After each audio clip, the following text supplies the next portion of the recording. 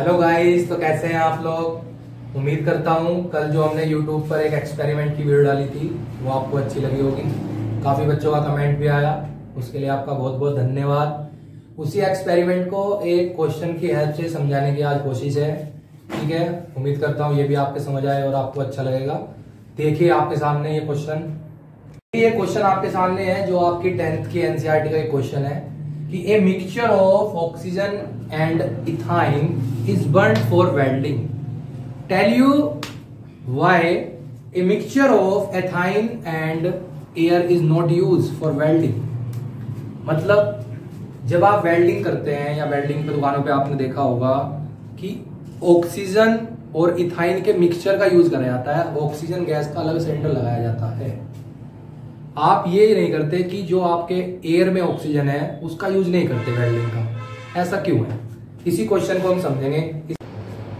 चलिए देख सुनते हैं इसका क्वेश्चन का आंसर क्या होगा।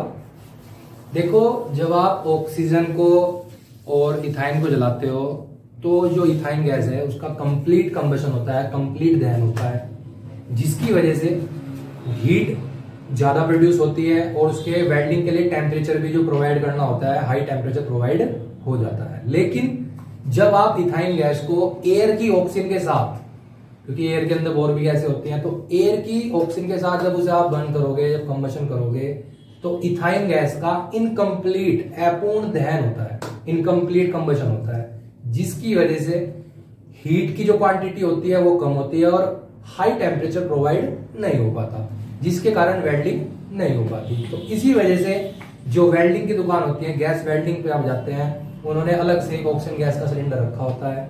इसी वजह से रखा होता है क्योंकि इथाइन गैस का एयर की ऑक्सीजन के साथ कंप्लीट कंबशन नहीं हो पाता, इनकम्प्लीट कंबशन होता है। इसी वजह से ऑक्सीजन गैस का हम यूज करते हैं, जिससे हाई टेम्परेचर प्रोवाइड होता है वेल्डिंग। तो गाइस, आपको ये क्वेश्चन, ये बात जो हमने बताई होगी, ये समझ आ गई होगी। इसी तरीके से देखो, जब आप वेल्डिंग की दुकान पे जाते हो तो आपने देखा भी होगा कि इस तरह के, देखो आपने डायग्राम एक हमारे पास यहाँ पे आ गया है आपके बोर्ड पर। आपने देखा होगा कि उनके पास जो इंस्ट्रूमेंट होता है जो कि इधर दिखाया गया है, उसमें दो पाइप निकल रहे हैं। दो पाइप जो है निकले हुए हैं, वो ये दो पाइप इसलिए दिए होते हैं क्योंकि एक पाइप से आपकी इथाइन गैस पास होती है और एक जो पाइप होता है आपका, उससे जाता है ऑक्सीजन गैस।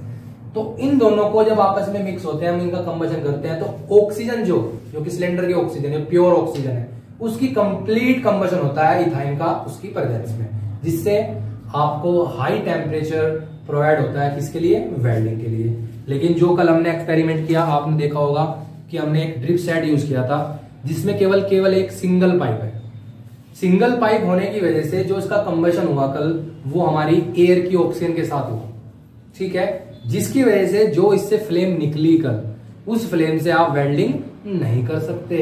बिकॉज हमने अभी बताया आपको बच्चों, क्योंकि एयर की ऑक्सीजन की प्रेजेंस में इथाइन गैस का कंप्लीट कंबशन नहीं हो पाता, इनकम्प्लीट कंबशन होता है, जिसके जो आपके वेल्डिंग के लिए जो टेम्परेचर प्रोवाइड होना चाहिए वो हम प्रोवाइड नहीं करा पाते, क्योंकि इथाइन गैस का कंप्लीट कंबशन नहीं होता।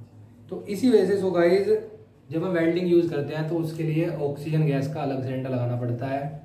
यही क्वेश्चन आपके 10th के एनसीईआरटी में दिया हुआ था, जो कि हमने आपको एक प्रैक्टिकल की हेल्प से, एक एक्सपेरिमेंट की हेल्प से आपको बताया। उम्मीद करता हूँ आपको ये वीडियो भी अच्छी लगी हो, आपको ये समझ आया हो। अगर आपको अच्छी लगी तो लाइक, शेयर और सब्सक्राइब जरूर करें। धन्यवाद, थैंक यू।